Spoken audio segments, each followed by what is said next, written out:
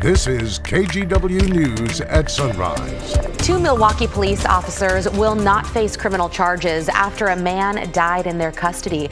Coming up in one of our top stories this morning, why county prosecutors say there's no evidence officers committed a crime.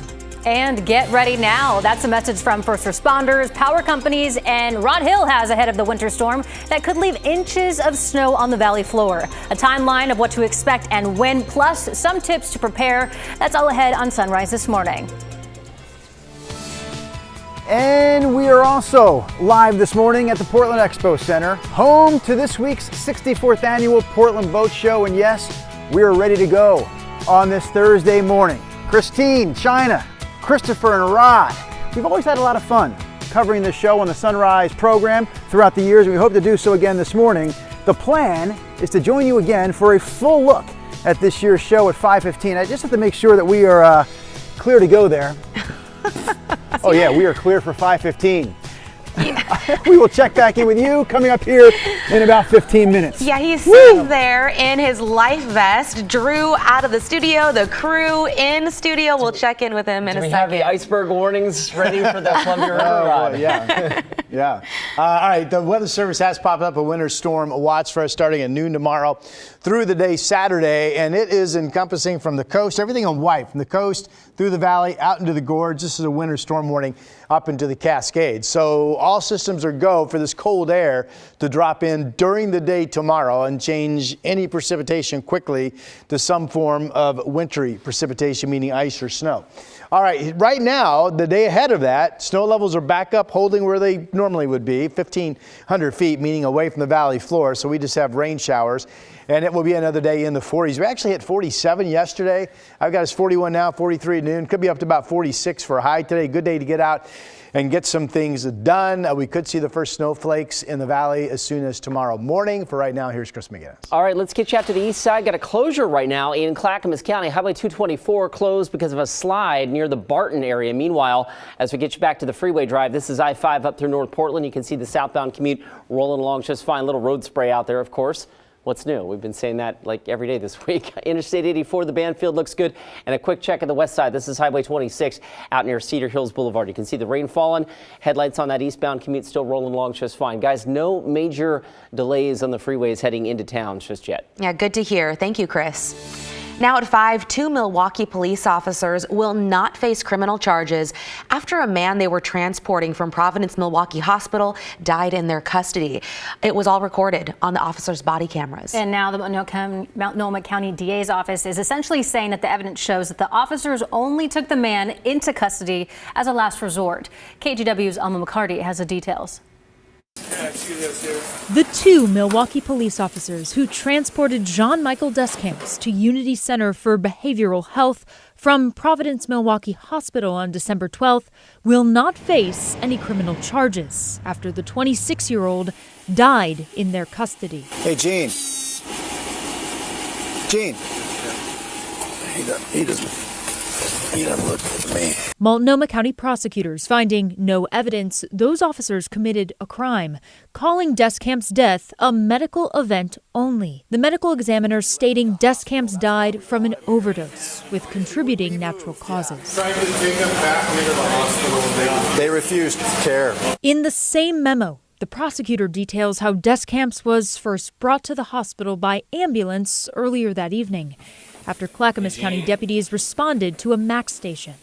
He told them he'd used drugs and was in pain. At the hospital, records show over several hours, Descamps was bathed, fed, prescribed meds, and given Narcan for the possibility of a mild opioid intoxication. When staff went to discharge him, they said he went from perfectly pleasant to voluntarily reluctant to leave. And when officers observed him, he appeared to be groaning in bed and non-responsive. Here's what an ER staffer told one of the officers. He's been evaluated medically. There's no medical problems for him. This is a chronic problem. He's not thriving chronically, but there's no medical reason for him to be here anymore. Later, officers pushed back. The body cam video shows. He can't be on his own. We can't.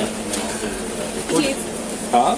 Why is he being released? But staff were insistent. The memo indicates, saying ER personnel told officers desk camps was, quote, malingering and playing possum. We had him set up with a shelter, a cab to take him to the shelter, and he didn't want to leave. He wanted to stay here all night, and so that's how that went for him. The deputy DA writing the video supports the conclusion that desk camps was only placed on a police hold and transported to Unity when it became clear that hospital would not treat him any further. In a statement, Providence said it's working to do better in providing safe, reliable, and compassionate care. As the internal and external reviews continue at Providence Milwaukee, we recognize we have a lot of work to do in building better relationships with our first responders, especially the officers in the Milwaukee Police Department. Police and emergency personnel have difficult, high-pressure jobs, and we commit to doing more to ease their way. Alma McCarty, KGW News. Now to another patient who was discharged from Providence, Milwaukee under questionable circumstances.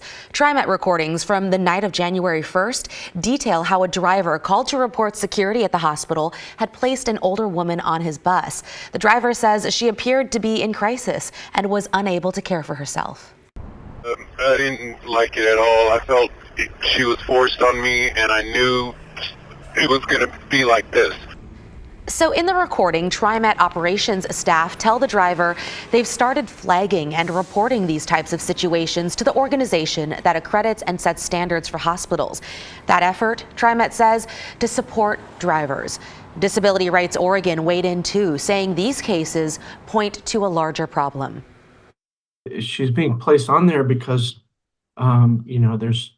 there's seemingly nowhere else for her to go. It's a breakdown in the mental health care system.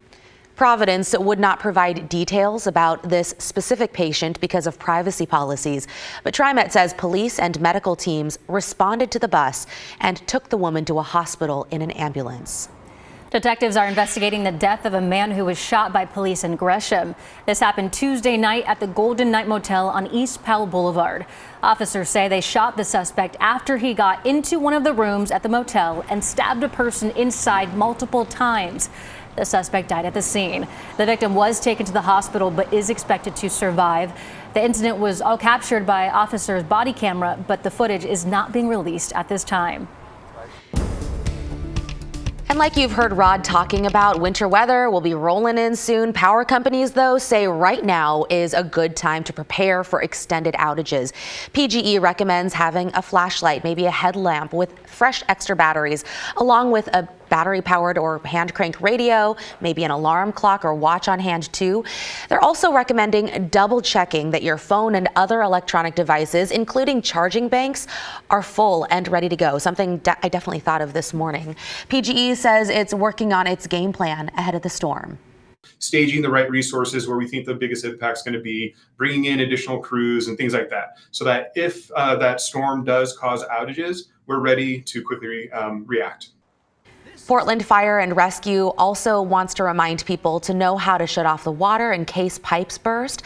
That might include getting a special tool like the one right there to turn off the main valve outside your home and checking to make sure it's not stuck in the on position. Okay, Rod, lots to talk about weather-wise. And keep in mind the biggest threat to power outages, I think this is a true statement, is when you get freezing rain or sleet, which we still have that risk developing Friday overnight and into the day Saturday. So here's a look at the satellite picture, because the biggest unknown is how much moisture we're going to get and exactly when we're going to get what in terms of moisture. So here's the big picture. This is cold Arctic air up here in Canada. The Pacific moisture is going to be coming and running into it. And as we have cold air down low from the Arctic air mass, and the Pacific air will ride up over the top of that, that gives us ice. And pretty consistently now for days and days and days, we've been talking about the fact that we thought the main ice threat would be developing Friday overnight into the day Saturday. That has not changed. Now, most of Oregon, much of Washington under some sort of a winter storm watch or warning for the coming days. Again, in white, here's a storm watch, which does include the potential of sticking wintry precipitation at the coast, through the valley, out into the gorge. Again, the Weather Service has us starting tomorrow at noon. The timing actually could be sped up, but right now the timing at noon tomorrow through Saturday. Falling temperatures during the day tomorrow. So whatever we wake up to, that's going to be the high temperature for the day. And then this is a bit of a change. Yesterday, we were really biting on accumulating snow during the day, maybe impacting the afternoon drive home. But now it's looking like more of snow flurries during the day to some light snow that may or may not be enough, even if it sticks, whatever it is, to cause that much of an issue. So pretty light precipitation. Friday night, precipitation starts to pick up across parts of the valley. Then we entertain that mix of either freezing rain or sleet coming in, and that comes into Saturday. So here's one of the forecast models. Actually, most of the models are now starting to show a pretty similar scenario. Here's Friday morning, we wake up. Pretty quiet. Now, it could be some light rain in the area, or it could be some light snow not showing up. But notice how this during the day puts most of the moisture even south of Salem, if this is correct, but certainly south of Portland with snow in the mountains and rain down in Eugene. We've had maybe flurries in Portland, not that big of a deal. Friday, 6 o'clock, maybe we've only had flurries. Precipitation down south, starting to edge a little bit to the north, turning to snow in Salem. And then here we are even Saturday morning, mainly south. Keep in mind there's cold, dry air blowing out of the gorge that would tend to, almost like the old Pac-Man video game, tend to just eat up the moisture as it tries to move up into those gorge winds. But this is freezing rain or sleet in Salem at 6 a.m. And then finally, this moisture during the day Saturday starts to move up into Portland as some form of sleet or freezing rain. Could change to snow. There's more of a depth of cold air here because of the east winds at 3 o'clock. There's snow at 8 o'clock, and then finally during the evening hours, it all starts to shift to the east of us and will become completely dry. That's the latest on what the modeling is showing. Here's rain showers, not an issue out there for you this morning. We're at 41 degrees on Portland. Coldest temp is 10 out in Baker City. All right, 46 today, 38 in the morning, falling to 30, 20 to 24 Saturday. Gusty east winds, 16 Sunday morning. Wind chill factors between 0 and plus 10. If you have somebody you can hold tight, it's time to start squeezing.